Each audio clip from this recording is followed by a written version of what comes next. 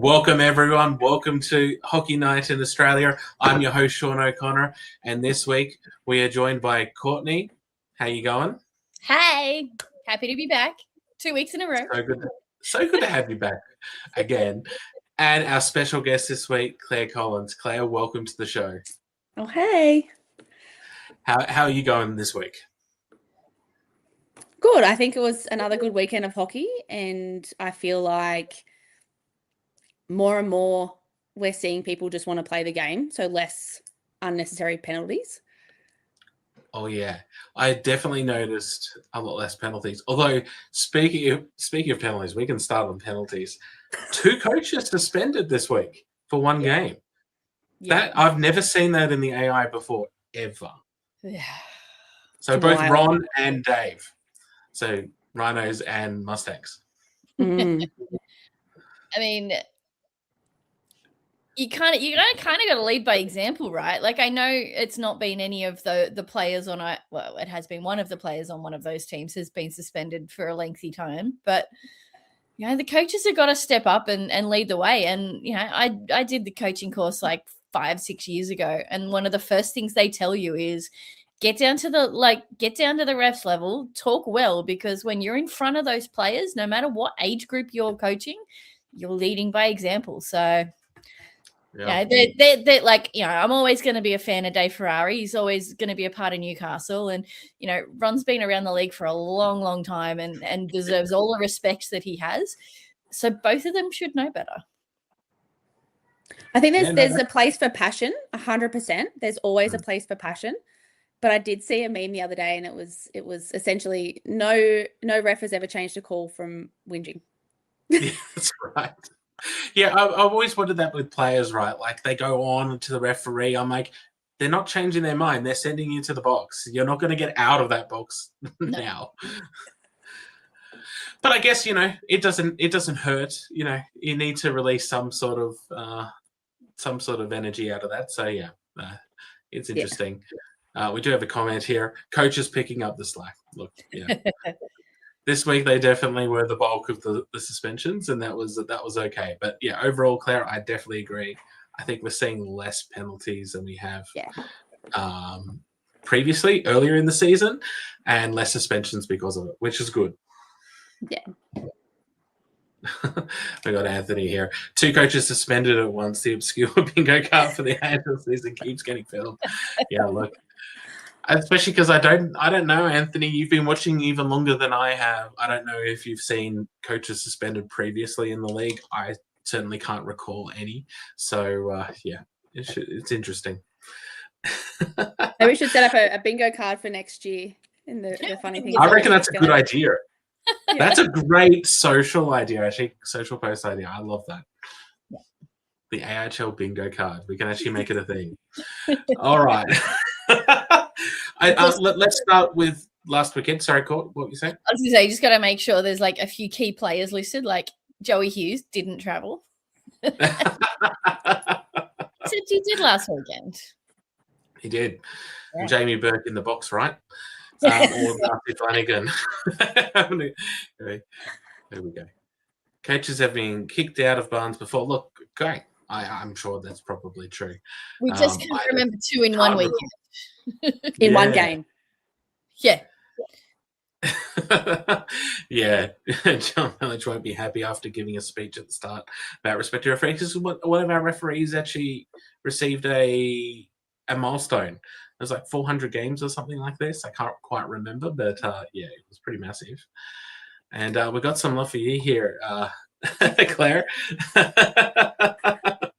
I think that might be, by the name, it might be Rhino's backup goalie. Oh, okay. Sean Ellison. Yeah, he's a legend. He's been around a long time. Although he did get injured the other week when he came in, didn't he? That was very unfortunate timing. Yeah. But coaches definitely have copped a ban, 2 in the same week as new to my memory. Make sure to add mascot fight to one of the corners of the bingo card. Could you imagine? We always got a goalie fight the other year with a cheater. I remember, like, that was rushing over, and then there was, yeah, They actively, the referees actively kept them away, but that would have been something. It's wild. We've got someone talking about the start of the week. James here. How do you think the North Stars are going to go? Court, what do you think? Look, I think we've got two important games against two teams that are really, really in need of points. So there's going to be a lot of pressure, and teams have been doing, like the last weekend I still did a really good job of shutting down our top scorers, and you can't take the Rhinos for granted. I think historically there's been a little bit of, we can beat Adelaide, we can beat Rhinos, that's fine. We can beat the Islanders, but that's not the case this season. All of the teams are competitive no matter where they are on the ladder. So I always had I like to talk about all the teams as unbiasedly as possible, but I will always be a Newcastle girl, and I hope they come up this weekend. I hope they can get the 6 points, but it's not going to be easy. They're going to have to work. They're going to have to fix the little things in their game that have not been working for them. There's just little tweaks that I think will make a big difference. And I'm lucky enough to get to interview the coach and captain after North Stars games for the North Stars website, and both of them are very positive. It's always positive afterwards. It's always, what lesson have they learned that they take into the next game? And we were talking about this off air a minute ago. It's like winning every single game. It's not practical, and it's not really something you can do.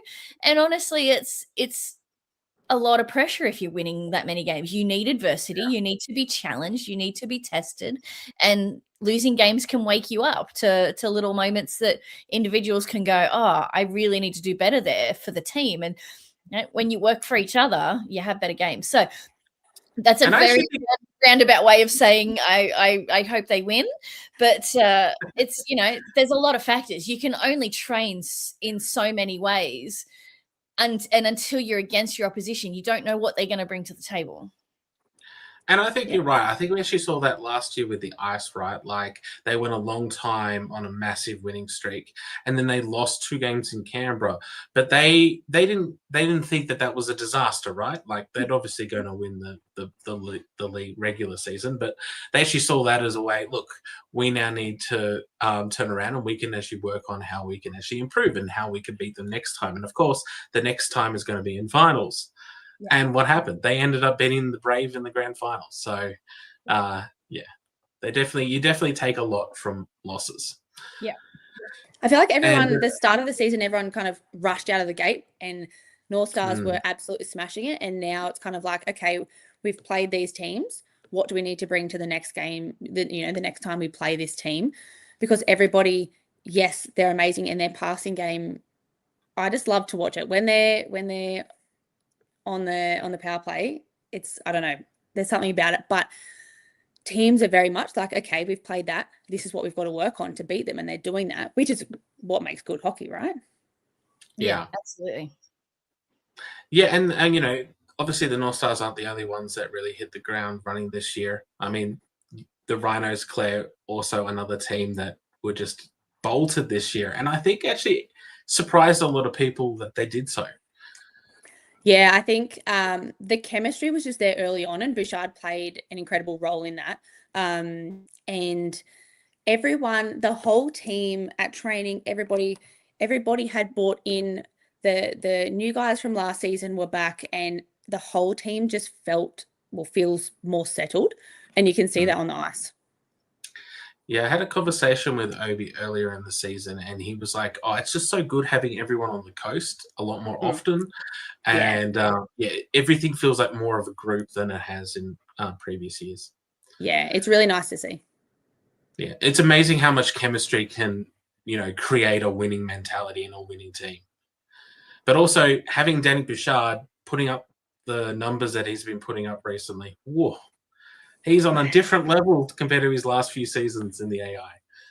Yeah, he came straight from France and it was really good to have him there at the start of the season, because typically he comes a little bit later, but it was really, really good. And I think, he's got such a hand in, again, bringing the team together, working on what they can work on outside of being on the ice, so off ice, things like that. And yeah, he's not slowing down, that's for sure. I would not want to be one-on-one with him. Well, I've noticed this just about his general play this year, is that he's just putting in so much work on the ice. Like, he's a forward, but he's often back out helping the defense as well. Like, he's playing that two-way, which, it's just amazing to see. Yeah. Got a few comments here, guys. Really thought the Rhinos had it over the ice. Look, let's talk about that game quickly. 2.1 seconds. So I had a quick. I had double back today to actually have a look at what the actual timings were. So with a minute 37, the Rhinos were in the lead, left in the game. Carolina scores with a minute 15 left, but it's not like it was one-way traffic at this point. The Rhinos were going for another goal as well. Like, it was really great to watch. And then, was it Tyrone Bronte scored the winning goal with 2.1 seconds to go. Like, it was quite something. I'm sure everyone was going crazy in that rink that night. Yeah. But I did feel for the Rhinos after that, and Obi's face really summed it up for me. You just saw him, and even the team, they just looked so defeated, but they threw everything at it. And again, that's what makes a great game of hockey, right? But I thought they had it in 2.1 seconds, because we were heading back from a Newcastle game from my son. We were heading back to Hawkesbury where they show the game on the big screen. And I was like, it's okay. Worst case, we'll get there in time for overtime. 2.1 seconds as we were getting into the car park. It was, But it was a great game, and I'm glad that they got the win on the Sunday. Although saying that, like, I suppose it was such an exciting ending. They got chatting. Look, it was interesting in the fact that even if it went to overtime, right, we've seen this season that overtimes don't tend to last very long in this league. There tends to be one attack and it's done. So I don't know whether you would have got to see it anyway, but yeah, that's good. We've got a couple other comments coming in. So we've got Doogie here. Hello, Claire. I have a popcorn ready. Wow. He's amazing. And we've got Daniel here. Danny was on another planet at the end of that game. Yeah. Look, I think he's been the whole season. He's been quite amazing. So obviously you guys watched this. Did you guys watch any other games on the weekend? Were there any highlights from the weekend, Claire? I think, is it Joel Hasselman's first shutout? It was. That was pretty exciting. Yeah. It was a very good shutout. I could not. Like, it's so rare. It happens so rarely in our league. Yeah. Yeah. I think it's the second one of the season. So. Yeah, it's only to be celebrated. Only the second one I've heard of. And like in this league with just how fast players have become and how like the intensity of shots and accuracy of shots, shutouts are going to be tough. So the fact that there's only 2 and we're halfway through the year is testament to just how hard it is. So yeah, I was pretty excited to see that because I love goalies. Goalies are great. Well, I know, like, interesting, like I just know off the top of my head this randomly, a bit of stats here. The top goaltender in the AIHL history is 9 shutouts, and that's Kimlin. Yeah, wow. So, he's been playing in the AI for a long time. Yeah. Yeah. So there's not many players that have more than 4 or 5. So it's quite something. So when you get one, you cherish it. Oh, 100%. I do like this comment that's come in. 30 seconds of OT or 16 rounds in the shootout. Yeah. Oh, man. It's wild that wasn't the record. No. And I think it was the record for the AI. I don't think we've ever had one that long before here. But I having a look last week and going through all those ones, I went, how were there games that went like 50 shots in a shootout? That would have been intense. You'd be exhausted. At the end, you're just like, someone just put it in the net. Yeah. You'd be so exhausted by that point, like as a player. Yeah. Like, He'd be so ready to be done. And as a goalie, I feel like after the end of a big game too. Yeah. And all just for that one extra point, right? Although it can make a big difference. We were talking prior to this as well, prior to going on air, just how close the mid-table is at the moment in the league. It's a real battle this year. And it's not always been so. Like, we've often had years where it's been quite, there's been quite a gap between the top and the bottom, but this year it just seems to be a lot of teams fighting. I mean, I would even go back as far as Brisbane are still fighting for that mid-table spot as well. Yeah. I agree. Like, I think if you go back maybe 2 years to I would say the 2024 season, we were getting around this point in the year. And I feel like back when we had the two conferences, and from memory, it was like Ice Dogs and Adrenaline were like done. Their season was over, and there was no chance of them getting enough points to make finals. And I'll never forget what Jason Quisler said to me, and like we did a little interview. I think I wrote the article up, and it was that it became cheaper for the team to forfeit than it would to travel and play the games when the games no longer mattered. Like, of course, they continued to show up and they continued to play, but I am such a fan of this kind of a season when every game matters, every game's exciting to watch. All of the teams have just switched into competitive mode, and hockey is way more entertaining. So, when you turn around and you've got banners on the wall, like Anthony's been following us for so long, and we've got all these new people like Harrison, who's like sharing content.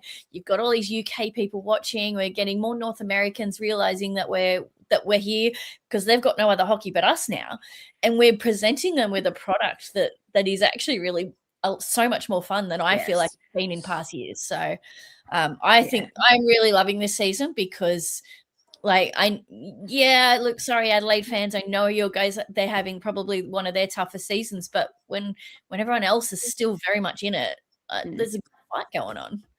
I feel like you see fans will always be diehard for their own team, but you see fans are more invested this year because it's so tight in the ladder as a whole, and they're looking to watch other games on AIHL TV or get to other games where they can because the competition is so tight. Yeah.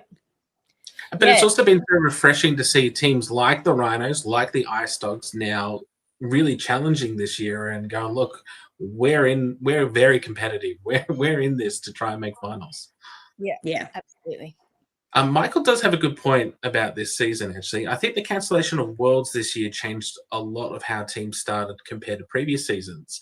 And I tend to agree that's true. We had a lot of players who would otherwise normally go away, were there right from the start uninterrupted. And we had, I guess it almost made like the teams that had the imports come in late, like it had a larger effect than it probably has in previous years. Yeah, absolutely. I mean, change how the season's gone. Yeah, totally. Like we've talked about chemistry between teams. Like we touched on it last week, and Claire, you were in the comment section talking about it. So teams have had the ability to get all that chemistry sorted earlier. And it makes a huge difference. Yeah. It makes it hard. Well, I guess from this point of the season, you've really, really got to focus on that if you haven't got it already. Otherwise, that's where you're going to come undone. Yeah.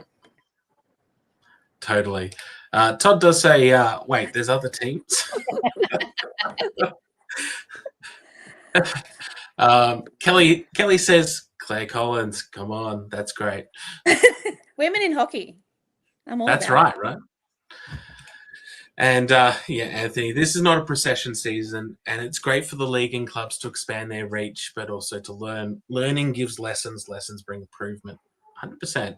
And everyone gets to experience something which they might not have experienced in the league before, which is great. And especially at a time right now where hockey seems to be increasing in popularity, we're getting more people to games, more of the rinks are selling out. We were talking prior to this as well about Erina, right? Like you guys have a lot more people turning up to games now. It's so nice to see on like at home games on AIHL TV, the sea of jerseys of that team, because we're so used to seeing that in the A-League. We're so used to seeing that in the NRL, and the publicity of ice hockey at the moment, you know, it's growing and growing, and to see the sea of jerseys, it's amazing, and people are really buying in. And to see, like, you know, we've always had quite good groups of people that travel for different teams around the league, but now also, again, seeing the Rhinos have that as well. It's good to see, and, you know, Ice Dogs and everyone, so it's fun. I always like having our stadiums full of people from both teams and everywhere. It's great. And I also think that maybe having the season where the 2 Sydney teams were out, you know, we saw a lot of Sydney people actually traveling to other arenas, other rinks to go, you know, watch hockey. That might have actually got a lot more people to go, look, we could actually do more away days now. Now our teams are back, you know, and go out and around and see other places. So that's pretty good. So I did want to touch on a couple of other things from the weekend. So obviously the Ice Dogs made a massive statement in Newcastle. You were there. You were calling this game by memory. Yes, I did. How it was did your so call good to go? hear. What was that, Sean? How did your call go? I had a lot of fun. I really enjoy it. Honestly, when I'm up there and I zone in on the game and pretend nobody's listening to me. There is nobody watching AIHL TV when I'm on commentary, and it works because my nerves disappear. But no, it's a lot of fun from that angle, and just sort of looking at the way both teams are playing and structure, and you know who's doing what and what's challenging, and you know what? There's something special about watching Cal Costa live. He's my goodness. Like, I've listened to everyone talk about him. I've watched Ice Dogs games on AITV, but there's something different about. He's just one of those players where there's just something special about watching him live. Yeah, so he was kind of my standout performer. Oh, that's good. Claire, did you have any standout performer from the weekend?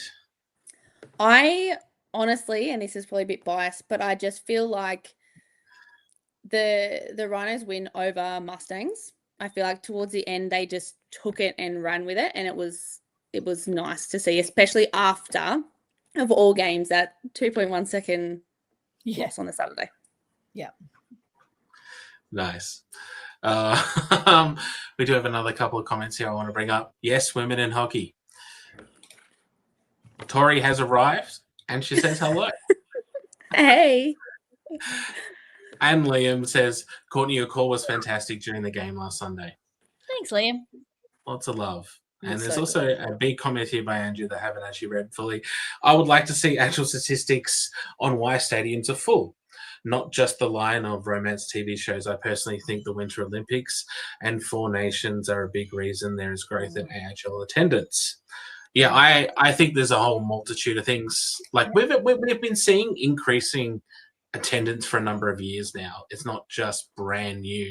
I think last year there was a lot of excitement as well, and it's kind of just built up from that as well. And I think like it's kind of a snowball effect too, because we're now seeing ice hockey on, you know, traditional media a lot more often, and that then brings more awareness and more people that want to come and check it out. And yeah.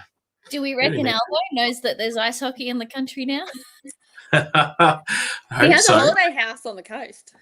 Oh, nice. Does he? Oh, well, there you go. You should make him a Rhinos fan. You know, just send him a Rhinos jersey and stuff and everything. And yeah, I wonder if it's hard, but I wonder if we could structure it in a way to get some statistics with, you know, whether it be email addresses from ticket holders and things like that, to find out what's bringing them back and find out, you know, what they want to see, what they're loving, and what they, you know, what we can improve on.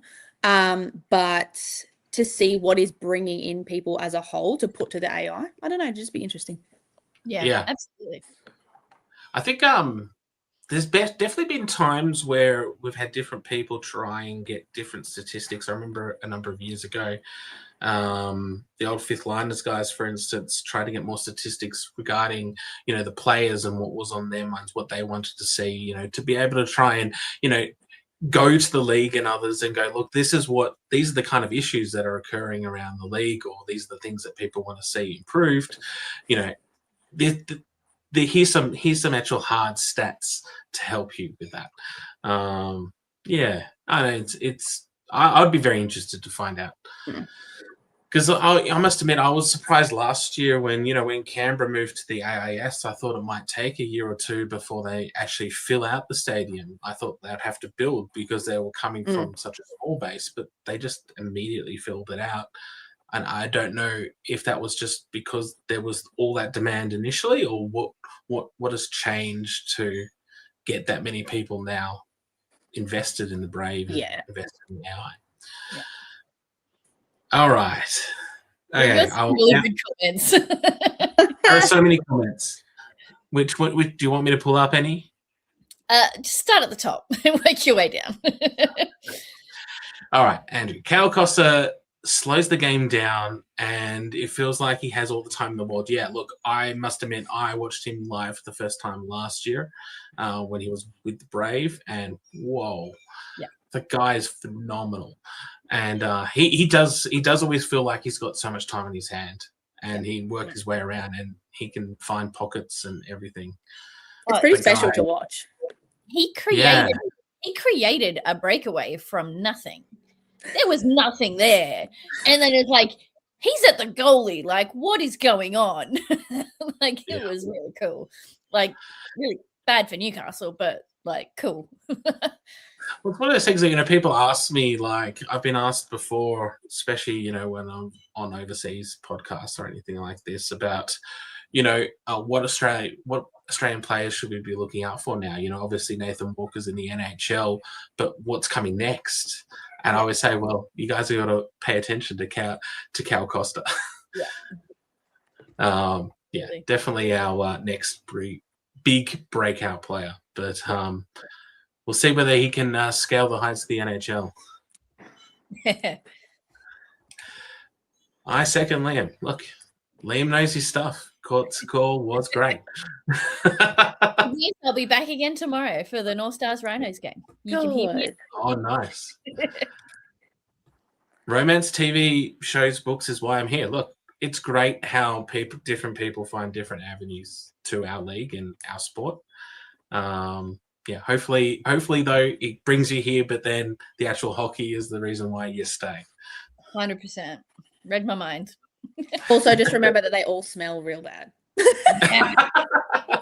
You really do. Banners, appreciate the 5 to 6 game skid sucks for the Rhinos, but the mentality this season has been impressive. 100%. That's so good. Sam Sarlacc is incredible. He has been really good, and actually I've been really impressed with Hamilton as well. The youngster. It was interesting. You guys, the Rhinos lost a few youngsters this season that you had last season that obviously came across from the Bears. And I thought, I don't know if you're going to be able to fill out the entire roster now with as deep a quality as you had last season, but you guys seem to find brand new youngsters, or every team seems to find brand new youngsters around the place that are really good. Yeah, and I think year on year you find that the youngsters are, again, they're buying in and they're really leveling up. You see them settle, you see them mature, and the chemistry's there. Sam goes to Haringey Huskies, I think it is, in September, and he's really pumped about it. But again, you find when the young players go overseas on the off season, they come back a different player, and you really see it translate on the ice. Yeah, we've had a number of players do that. As well on the Rhinos. It's great to see, and we're seeing a lot more of our youngsters actually doing that. I think Daniel Kadelka just got back from an overseas stint as well for Adelaide. So I think Rippon just got announced today, actually, back for the Lightning, and he's been playing overseas a lot too. So Nico Rippon. So Yeah, it's absolutely great to see. Albo in the crash zone. Oh man, could you imagine? All right, there are way too many comments right now for me to go through all of this. We'll just Todd go would through be the best person too. He'd put his arm around Albo and say, "Let's go." Yeah, he's the best person for that. Totally. So I did want to touch on now, guys. The Ice and the Brave have obviously had some momentum at the moment. They're winning some games. They're coming back into it. The Ice are on a 4-game winning streak. The Brave are on a 3-game winning streak. Hasselman had a shutout. How do you guys see this now playing out for the Brave and Ice? Do you think that they can continue this momentum, or do you think that this is a mid-season, I guess, good run that will fade again? I absolutely think they're going to be dangerous, and that really is just because they've just got a few pieces of their puzzle together late, and as we've talked about, that 5th and 6th spot is up for grabs. They've only got to make top 6, so they might not be shooting for that first place, but as long as they're top 6, they're in the campaign for playoffs. So I think particularly across the league, you can't take any team for granted, but especially those two. Like the two of them have lifted the cup in the last couple of years. They know what it takes. They know how it feels, and they're going to want to do it again. So, it's been a number of years since Ice went back to back, but everyone knows the stories of the three-peat. And, I think every team has to play like they could potentially lose the game. So they've got to fight to win it. Yeah.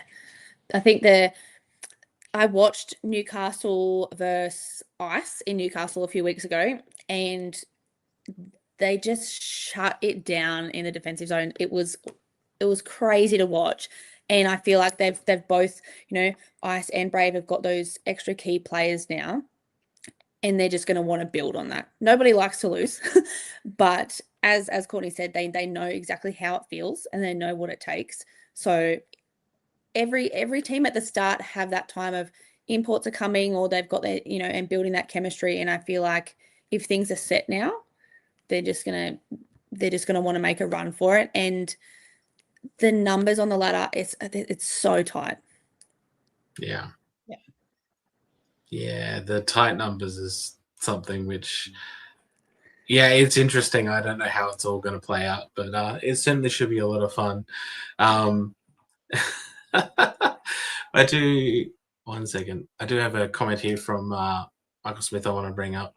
Special breaking news for Oz Hockey Media viewers. There are 4 tickets that have just opened up for tomorrow's game in Newcastle. Look, anyone who wants to buy tickets for Newcastle, get in. They're rare as hen's teeth. They really are. Like we've got almost less than 60 seats left for the last 4 games in August. So we're gonna be sold out pretty soon. They're not gonna last. But I just want to jump in on ticketing. So Liam asked the question, why are games selling out for clubs that haven't lent hard into the hockey romance trend? My answer to that, Liam, North Stars haven't. We've just focused on putting out the good content. So what happens is ice hockey becomes trending. All hockey content is trending. So you don't have to specifically lean into the novels or themes of the novels or the shows. You just that has been the goal of the media team that I'm lucky enough to work with, is we are just focused on great content coming out of Newcastle, and then we're getting big numbers, big views. So teams like the Bears and the Brave have lent into it a bit, and that works for them because they can sell more tickets, and it fits their brand and what they're working towards, and they're doing a great job of it. Some of the merch that the Bears have put out, I freaking love it. But I think you're right, Court. I actually think that the different teams are leaning into different things, and it's all working for them. They've all got plans and strategies in place this year, marketing plans and strategies, which are really paying off. I look across the league, and you also look at the social media presence of everyone. Like social media this year has been massive across all the teams in the league. The teams are putting out, by and large, really good posts, really good video content. I think most teams now have a videographer, for instance. That's different. Like that used to not be the case. And people are engaging with that. Yeah. Someone said to me that social media isn't a big thing. I only use it for this, this, and this. And I said, but somebody has to create that content for you to see this, this, and this. Yeah. And I think it is paying off. I think between that and even with the hockey romance, I think both sides, because of, like you were saying, Sean, the Bears and the Dogs not being in it last year, fans travelled. Yeah. And they're also happier to travel. Everyone wants to check out the AIS. So, there's a group of fans, in most teams that also at least pick an away game a year and travel to, and more and more people are doing that, and it's paying off. So yeah, 100%. It's great to see. And I love to see the improvements in social media stuff this year. It's been really good and like even with the league, right? Like you look how much the content of the league is putting out. It's really cool. Bianca stepped into that role so well, and she's just phenomenal. 100%. I just want to jump onto a comment. I feel kind of this is really important to bring up. So G has just said she just hates that people are looking down on her and think she's there just for the book talk thing. No way. I hate that so much. Like, it doesn't matter where people came from. What matters is that they're here. I've been with North Stars for 11 years. You go back to those first 5 years, and if there was a Knights or a Jets game or something else going on in town, our stands would be thin. These days, we are full every game, no matter what's going on. Doesn't matter what's going on. Our stands are full. And I don't care why a single person is sitting in that stand. I just love that they're here loving a team as much as I do. That's what matters. Yes. So, G, send them big love, big love. And anyone that makes you feel bad for loving what you love, they can just go away. Don't worry about it. Screw them. We got you. We got you. Yeah. So, Claire, how did you, fall in love with hockey? How did you come to hockey? My uncle moved to Toronto when I was young, and for a man who doesn't watch sport, I think I might have looked up, when I was younger, what was good to do in Toronto, and hockey came up. And so I self-appointed myself a Leafs fan, which I don't know if that was a good idea or not. But hockey's hockey, right? So, and I kind of fell in love with it then. I'll watch anything that's on. We've got a Caps fan, a Bruins fan, a Ducks fan, and a Leafs fan in the house. So hockey's hockey, which is good. Oh my goodness. I know. But it does make for an interesting morning when they play each other. And then I got into AI. A really dear friend of mine, Jason Chalker, played for the Rhinos when I was in high school, and I went to school with Shane Southwood on the North Stars. So met people through that, really. And I say I'm one of the OG Rhino people, because 2007, I think it was 2007 and 8 was when I started getting into AI. So been around a while, and then we moved back to the coast, and Stu Cole Clark's wife said it's time for you to get the skates on, and ever since then. So, and the people you meet, and this is the thing, for whether you fall in love with it due to romance or the stats or the NHL, the people that you meet in this community are second to none. And there's something special about it. Every rink you go to, it's like a big catch up with people, and on top of the hockey, right? So it's pretty incredible. But yeah, lifelong hockey fan, and yeah, it's really nice year on year to see the talent grow across the country, that the talent's growing, how widespread it is now. It's really cool to see. I always tell people, I liked hockey before heated rivalry, before, it made it cool. But again, it doesn't matter how you got into it. We all find it in different ways. And I feel like, though, once you see a live game or you talk to someone and you meet someone, you're kind of hooked, right? 100%. It's interesting because, like, I've been to, like, a number of Knights games, for instance, a long time ago, a few different seasons, a few different years, but never really actively got into the AI hockey. It wasn't until, like, me and, like, a couple of friends were just like, look, we're sick and tired of waiting for an A-League men's team to come to Canberra. Let's pick another sport and, get a membership and go. And we end up picking ice hockey to the Brave. And that's so good. And never looked back. That's it. Somehow here, like, what is it, 12 years later? Yeah, no, it's good. Yeah, it's interesting. Everyone's story is different, and I like that. I definitely, though, I'm glad I'm not a Leafs fan. Leafs fans never sound like it's a fun time to be a Leafs fan. And my uncle, he doesn't watch sport, but he always keeps up enough. And, he'll message me. He's like, next year is your year, right? Although, unfortunately, my American friends got me to become a Rangers fan, and I feel that that's a bad decision. Equally, never going to win a Stanley Cup, I don't think. But anyway. Hey, they've got a pretty cool stadium, but. They do. MSG is pretty good. I follow Seattle, and they haven't won one yet, so... True. I win this argument. Like, at least the Leafs have one. It might have been in the 60s, but they have one. It's fine. It's fine. They historically have lots, right? No, historically, yes. And I lean on that. I lean on that so hard. Daniel's no Rangers are America's Leafs. Who is this guy? Who is he? And yes, go Kraken. Look, there's lots of Kraken fans. I mean, like, they are a big reason why the Rhinos are the colours they are, right? Yeah. I love that rebrand. I really like it. And it's interesting, you see some people in their Kraken jerseys and they come and they're like, oh my gosh, and then they'll walk out with a Rhinos jersey. It's really, really cool. And that's more to that whole thing of seeing more people in the stands with jerseys and stuff, right? It's really nice to see it grow and the vibe in all of the rinks and arenas. It's just growing and people are so invested. And like total show, we start out little and it's year on year, game on game. It's everyone's diehard and it's really cool. That's awesome. I must admit, so you started out with the Rhinos before they left the league.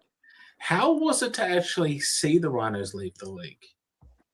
I will say I moved away from the coast a little bit before that. And it was just through talking to friends that I heard about it. And there was a few people that you touched base with and it was the talk of not if they came back, it was when. And so to see when they announced that they were coming back, it was pretty cool to see. And that was as I was coming back to the coast. So it kind of worked out perfect. It really did. So yeah, I must admit, like, because that'd be something which would be very radical different. Like, your team's in there the whole time, then all of a sudden they're not. Yeah. They're kind of in the wilderness for a long time. I know they started their own competition and whatnot, but yeah, especially after, like, I think they won the Wilson Cup. And then they left right after it. Yeah. I think Newcastle got a few of our fans, which I'm not mad about either. That's all good. But and then obviously then the joy of actually seeing when they were coming back, because I think it's almost the most unlikely story to hear about the Rhinos returning, right? But they've made it work, and they seem to be making it work now. 100%, yeah. I now want to move on to a team which is struggling at the moment. We did touch on it before, Court Adelaide. They're now on a 9-game losing streak. They had a tough weekend at home versus the Brave. Yeah. how do you think that what do you think they need to do to be able to break out of this cycle and get a victory? They're still yet to get a regulation win this year. This one feels tough to answer. Like, they're working hard, but I just feel like they haven't had a chance. Like we've said it so many times, but it is worth repeating. It just feels like they don't have that chemistry that the teams in the rest of the league have. And I think it just comes down to that. When you have so much player movement coming and going, there's like, we don't know what's happening behind the scenes, but it just feels like so much chaos, for the lack of a better word. And that chaos is going to get in the guys' heads, whether you think whether you think it does or doesn't. Ice hockey is very much a mental game as much as a physical game. So to me, I think Adelaide have just got to, maybe they just need to come together as a team, have a bit more team bonding moments. Just, they've got to click as a unit for the systems, everything that they need to do, that the coach is going to be working on in training, for that to work. They've got to want to do it for each other. And I don't know, like, there've been a few rumors, and like I've had a few messages this week that they've lost another player, and that's just going to add more disruption to their season. And I think we're just seeing a team that's just falling apart from the inside a little bit, and without knowing exactly the facts, like, it's hard to sort of be very specific. I would love to see them get a couple of wins on the board and have a strong end to their year. And they did that last year. They struggled and then had a really strong end to the year. But then it almost felt like it ended too soon for them. They were getting there, and they just didn't do it early enough. And unfortunately, it feels like they're doing that again. It hasn't kicked in early enough. And I don't know. I hate seeing them as the only team that's just not quite found it this year. So who knows? Maybe this weekend is the difference. I feel like if they just, I don't know, like you said, have some time off the ice to kind of, I don't know if it's learn more about each other or just build that camaraderie, build that chemistry off ice, because quite often you really do see it translate on ice. You can run drills, you can train and things like that, but having that off ice, I don't know, it's not necessarily banter, but just being together, getting to know one another, you can rely on them on the ice a little bit more. Yeah. And 100%. Doogie's just like spot on in the comments. They can't score. And when you give up your highest goal scorer, and Josh Adkins moves to the other team, moves to Melbourne Ice, that hurts. So, they don't have an easy task ahead of them. Like, saying that, I actually think that Colby Johnson has been really good for them since he's come across from Perth. He's actually taken on a point scoring and goal scoring role in the team, which we didn't see him do in Perth. He had a different role in Perth. Obviously he still picks up quite a number of penalties, but not as many as he was. And he's now got a different role. And if he can continue to play that role well, that should help Perth, help Adelaide quite a lot. If he can help his teammates lift, then absolutely. But I love last weekend that we saw Nathaniel Benson break his cold streak and get a goal. Someone I have so much respect for, and I really hope he can kick on now and score a lot of goals like he did last year. He scored a lot of points last year, so it'll be good to see him get back into that groove. I think this weekend is going to be really tough on them. They're against Melbourne Ice, and it's not just that Melbourne Ice is on the rise, but you got to look at what they're up against. You've got to get through players like Erdogan, like Jamie Burke, like Aonzo. Like, there's a lot of strong, like Bronte. There's a lot of, is that the right team? Is Bronte on ice? Yes, he's on the ice. Had a blank then. You've not only got to get through those forwards, but then all of a sudden you're now taking a shot on Ishida.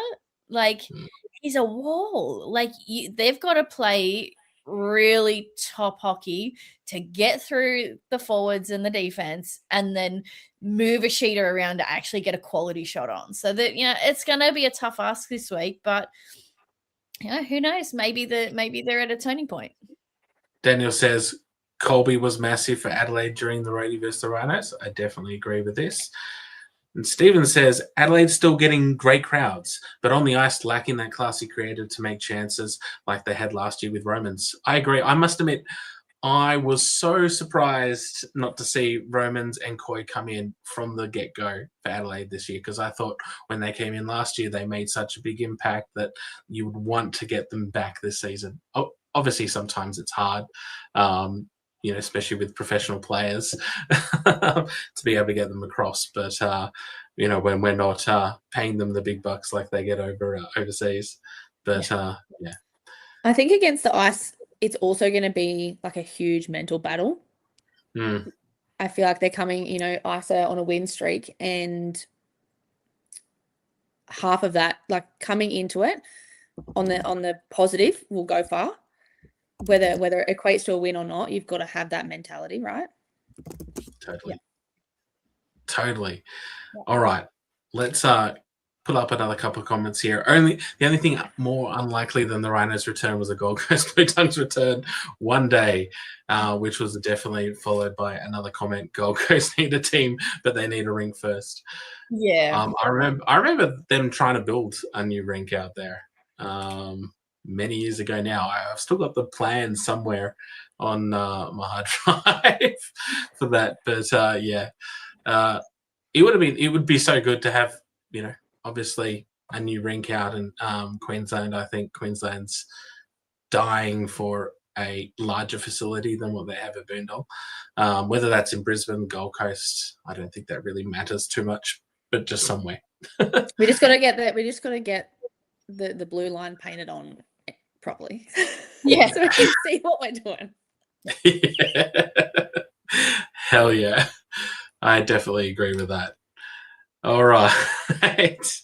I think we can now segue. It's probably a good place to segue, as we're talking about Queensland, into the major talking point of the week, probably the only talking point of the week, which was the Brisbane Lightning situation. Just in case anyone who hasn't been following this, the company that has the license, the AIHL license, GymSec, was deregistered by ASIC last Sunday. Brisbane Lightning released a statement on Tuesday advising that there was an administrative issue of compliance, that they're working to resolve that issue, and they affirmed the team's financial position as being fine. The league chairman, Dan Hogan, then released a statement yesterday confirming essentially the same information, that there had been a compliance admin issue that led to their deregistration, that they've now submitted their documents with ASIC to be re-registered, and that can take up to 28 days to be done. And then, essentially said that with their league support and professional advisors, the Lightning will be able to continue to be able to operationally run, and that includes playing this weekend. I don't know about you guys. I don't know anything about ASIC really and how this all works, but I don't know. I find it hard to understand how a team can operate while not existing.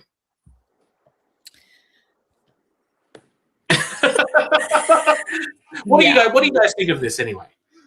I remember Court messaged me the other morning and it was like, check this out. And we both said, like, when everything was, up in the air and not sure, you just feel so much for the players.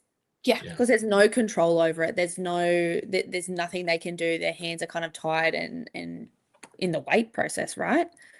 Well, and it's not just the players, right? It's also all the volunteers with the team. It's all the sponsors of the team. There's a lot of people connected. Yeah. There's a lot at stake. And it seemed crazy. It seemed to come out of the blue for me. Like I never saw this occurring. No, when it came out, it was a bit scary because it's like, what do all these things mean? It's like all of a sudden, is the team ineligible? Are they insured? Is it safe to go and play there? Like, there's so many questions that come with it. So at this point, based on Dan Hogan's statement, he's obviously consulted with the team. I can only assume they've got interim documentation that's like, this is in the works. It's allowed. You know. Yeah. How we get like interim licenses while we wait for actual physio. Like, I feel like maybe it's something there where it's like they've been able to present. I'm going to assume this is an assumption, not fact, that like they've presented enough information to get an interim, which means they can play tomorrow. And it might be like a home loan as well, where like the league has gone guarantor on that or something. I don't know. To kind of give, certainty. Yeah. But the league also did state that this wasn't brought about from the team being insolvent or anything like this. It literally was a compliance admin issue. Yeah. But we haven't got any more information yet after that, and I don't know if we'll get any more information until it occurs, and if then, I don't know. But Doogie does bring up a good point in the comments, if I can find where it is. Here it is. What happens if ASIC denies the re-registration? I do not know. Let's err on the positivity. Let's be positive. But it is hard because it would be on everybody's minds this weekend, especially. Yeah. And they're just 100%. sitting in that point where a couple of wins will really, can really shift the ladder. So hopefully it's all good. Yeah. Interesting point that Anthony brings up here is what happened in Brisbane better or worse than the German fourth tier side that forgot to pay their €2,000 license fee and got relegated to divisions. Look, they're very lucky they're in a league that doesn't have multiple divisions. Yeah. That was wild. Yeah, and I don't know, and that's another question which we don't know yet. Is there going to be any kind of punishment from the league regarding the situation for the team? Because obviously the Lightning are in a battle to try and qualify for finals. That they're all good questions to be asked, and I'm sure we'll get the shakeout of it. But big week. And hopefully everyone in Brisbane is going okay now. And, you got to be at least happy in the immediate future that they are going to play this weekend. And, still in the competition. Yep. All right. Daniel says, deregistration seems like a harsh punishment for an admin compliance issue. Look, I don't know what the admin compliance issue is. It could, there are different things that it could be. Like if it's like they didn't pay the fees that they needed to pay, or they didn't provide the documentation that they had to provide. Yeah. And there's no precedence for this, right? In the league? No, I don't think so. I've just something that will answer that a little bit. Like Daniel's question a little bit. I did read a thing about deregistration is like they will deregister a company if they don't hear back, and they'll assume that the company's not running. So it could be something as simple as they've missed some important emails, haven't submitted documents they had to submit, and ASIC's gone, well, no one's responding to us. We've given them time, and so this business mustn't be operating because no one's reading their emails. So it could be just something as simple as paperwork not lodged, and they've decided business doesn't exist, so we're deregistering. So now they've had to prove they still exist, and they're getting. And there is a process for that. Yeah. So obviously, it's not a unique case that someone gets deregistered when they still are operating, for instance. Yeah. And still, G backs us up saying Brisbane will be playing this weekend. Yeah. We're good. And what is this? Company directors. Look, I'm definitely not a company director, that's for sure. That would be a terrible thing. Me and legalese does not work. All right, guys. Let's now shift into this weekend coming. We've obviously talked a little bit about what's coming up. I am dubbing this, and I've done this a couple of years ago as well, Mega Weekend. Yeah. We don't often get 2 full days of 5 games. That's all 10 teams playing. There are no buys this week. How excited are you, Claire? I'm really, really, really excited. I think everyone playing, there's so many points on offer for a start that it's really going to be interesting to see how things fall on Sunday night when everything's said and done. But a full weekend of hockey, socials are going to be blowing up everywhere. AIHL TV is going to be busy, and we've got the ESPN on for this weekend's game, which is, it's going to be phenomenal. Yes, I was going to touch to this. It is the first ESPN game of the season. It is, of course, the Sydney Derby, which is on a Saturday, which I feel like it should be on a Friday, right? Yeah. Every other Derby team should be on a Friday. I feel like we're being robbed of a Friday night. But before I get in trouble for saying that, I'm very confident that Thought Fox will be very happy it's a Saturday, because Friday nights are very late games. But I think a Sydney Derby for ESPN is unreal. Yeah. And you know what else? It's interesting. Some people have brought this up multiple times about whether local commentators are going to be used on those ESPN games as opposed to, someone else from ESPN, for instance. They definitely are. So basically, the production companies, which we have for AIHL TV, are doing the production for the ESPN coverage, and they are using local talent. Yeah. I think this is great. This is a lot of commentators who will get to have a chance to now be on such a big network, right? Yeah, absolutely. It's pretty cool. If I have it right, I'm pretty sure the Derby is going to be our very dear friend Doogie alongside Eric Brook. So I think I'm pretty excited for the two of them. I think they're both going to be awesome, and I'll be telling lots of people to watch. Yeah. And they know the teams, they know the players, they're invested, right? And that translates in the commentary. Yeah. Yeah. Yes, Daniel does say that Ollie and Doogie do a great job for the Ice Dogs, and they do, but Ollie, of course, is on World Cup duty at the moment, which again is massive for him. Yeah.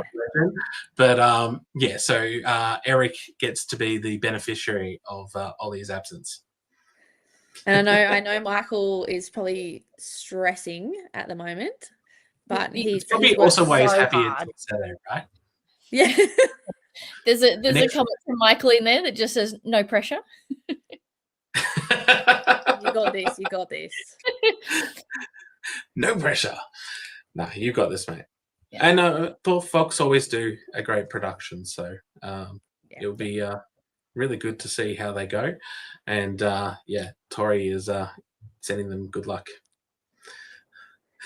I'm excited. I'm excited that it's Sydney as well, because that game's going to be absolutely packed out at a big barn with lots of people. It should look really good on TV.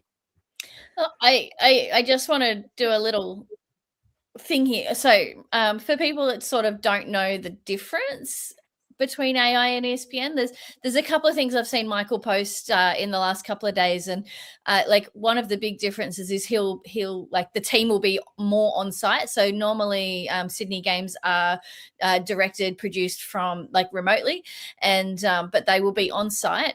But they also have to send out separate feeds. So the AI TV feed that will have a holding screen during intermission, runs the normal ads, that will get all of its normal feed will go there. So anyone with an AI TV subscription, you still have full access to the game.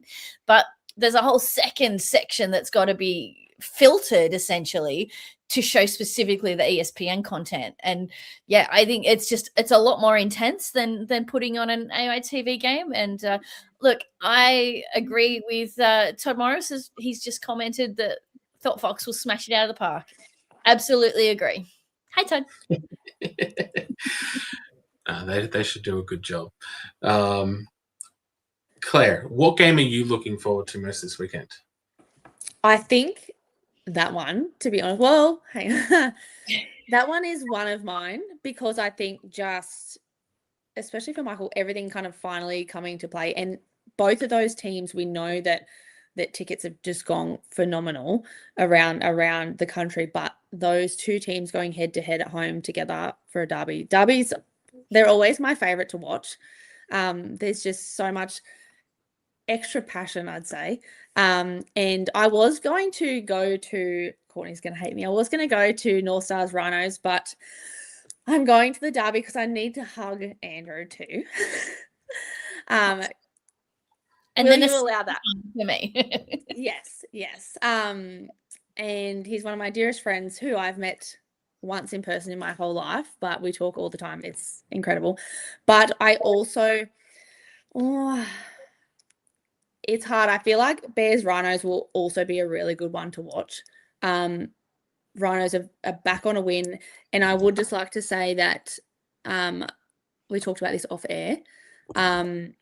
Last Sunday's win for the Rhinos was the most wins we've had in a season in the history of the Rhinos, which is great. So that's always a good one for me. But I also think just to see how Brisbane go with this on their mind, I think if they can leave it out on the ice and get a couple of wins behind them, they'll end the weekend with some extra positivity.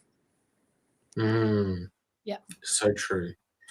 What about you, Court? Are you going to any games? Yeah, I will be at Newcastle's home game, obviously, against the Rhinos on Saturday, commentating. So that will keep me busy. And then I'll just be watching on the Sunday on AITV. So, look, honestly, I think that other than North Stars, both games on the weekend, the other game I'm really eager to watch is going to be Perth Brave, because Perth have been absolutely solid. They're always consistently solid in the regular season. And I think a few people have commented over the course of our podcast this year that they kind of just have this weakness in finals where they fall apart. But the women, the ADUB, were able to secure their cup this year in March, which was amazing. I still get goosebumps. I would really love to see a rise. If not North Stars, I'd like to see the rise of Perth. So I think Perth Brave is going to be a really great competition. So, yeah, I've got sort of 4 games. Coming off a week off as well. What's that? Perth are coming off a week off. Yes, so they should be Fresh well rested. Any illness should be gone. Any niggling injuries hopefully healed. So I think it's going to be a really, really cool. And it's in Canberra, so you've got the big arena. Everything's going to be like pumping. I think people with an AIHL subscription are going to be living their best life this weekend. Oh yeah, I haven't actually looked at the times yet. Is there at least a decent spread of times? I hope there is. I hope they're not all 5 p.m. tomorrow. No, Sunday's got like 2, then there's 2 3:45s, and then 5. Excellent. I like a good spread. If you're watching on AHL TV, it's great. You can watch different games, not overlap as much, which is always fun. Yeah. All right, I do want to bring up a comment from Michael here, which is a fun fact. Our feed has to be transmitted to Bristol, Connecticut in the US before it gets distributed from there. The person directing the game has to be on the phone with ESPN through the entire game to coordinate program start, intermissions, and exiting the game. That is quite something. You're a machine. Yeah. Yeah. And then Todd, the M1 Derby will be great. Look, I totally agree. The M1 Derby is always good. I do like the fact that we have quite a number of derbies now around the league, and I like the fact that there's this one growing with the Rhinos and the North Stars. I think it's really cool. We just got to try and not have three Rhinos and 3 North Stars in the box at one time together. Those games at both Erina and Newcastle go off, and it's the best. It's the best. Yeah. All right. We do have G saying Brisbane for the win. Todd saying Courtney should just come down to Erina on Sunday. I agree. And then Doogie coming up with Bears have only been one team inside the top 6. And that's interesting because I think that was last weekend versus the Mustangs. It was a good Bears victory, actually. Very much like the Mustangs, that kind of mid-table team where they kind of win some and don't and lose others. Like they're not that consistent yet. But yeah, they've got that new guy, Nick Sites. He looks so good. Yeah, he does. Yeah, there's some, there seems to be good things happening at the Bears at the moment, and I'm sure they'll give the Ice Dogs run for their money. But the Ice Dogs have been so good all season, and they showed it again last week. The victory over the North Stars up in their bum was pretty big. Yeah. Battle of Nowhere is the best name. Look, I agree. That's why I keep promoting it every year. It will never die as long as I'm doing OHM. There will always be the Battle of Nowhere. Yeah. But I don't know. We don't have any more Battle of Nowheres, do we? Or do we have one more? No, I'm pretty sure we're done. I feel like we covered that because I'm pretty sure North Stars won the series because we won it. 3-1. We won at home. We won 2. Yeah, I think we're done. Yeah, I think you're right. Yes. Anyway, but it's Newcastle did the season. I can't believe they've got, because you guys don't often win, that series, but you did this year. We did. Always good. All right, guys. All right. I hope everyone's having a good weekend of hockey action. I know I'll be trying to get out to at least one of the games at the AIS this weekend. I always enjoy watching Perth. Perth are an exciting team to come down and watch. Yeah. All right. Any last words, Court? Yeah, look, as I say every week, thank you everyone that's been in the comment section. You guys are amazing. I feel like that's one of the most extensive comment sections I've seen in a while coming at us. Sorry if we didn't get to one of anything you said. We have seen them. We just appreciate it. We appreciate the engagement. We appreciate you being on here live with us, even though I pretend you're not there, just so I don't get nervous. But we love you. We work hard behind the scenes at Oz Hockey Media. Sean just absolutely smashes the graphics and the updates every week. So please head over to our channels, like them, comment on them, let us know what you think. Let us know what you think of upcoming games and the ladder and all of the things. We want to know what you guys think so that we can talk about it on here. And we love you guys. So extra special thank you to Claire. We are very happy to have you, and keep an eye out for Claire on the East Coast. She might be coming to ask you some questions and do some videos for Oz Hockey. So look, we love you, Claire. Thank you for making time tonight. You were fabulous. No, anything for you, and I love the work that you guys do. I think anything to grow the game is positive, really. And yeah, no, I got the message and I freaked out for a hot second, and I was like, no, it's fine. But I love this every Friday night. Yeah, it's good. One of those things, I must admit, the very first time I ever went on one of these, I was freaking out like crazy. But it's interesting. There's always nerves before you go on live, but then it always ends up being like one of the best things of the week. Yeah. I find, at least, anyway. I always end up having a blast. So yeah, thanks, I love moving it to Friday. I think Friday night's been good. Yeah. Yeah, except that when we go overtime and then they've already had the puck down on the Friday night game. Right? Yeah. See, maybe that's why they didn't do the derby tonight. Yeah. That's right. Well, they're saying that Friday night game next week in Canberra, first one. That'll be cool. And I just want to quickly say to everyone, I do apologize for the social posts and everything at the moment aren't on like a strict schedule because I'm on holidays, so it's just happening when I have time during the day and I'm watching the World Cup. So it's kind of happening. No, they're good. They're great. Last thing, go Socceroos for tomorrow morning. We can beat the US. Come on. All right, guys. Have a great weekend. See you all next week.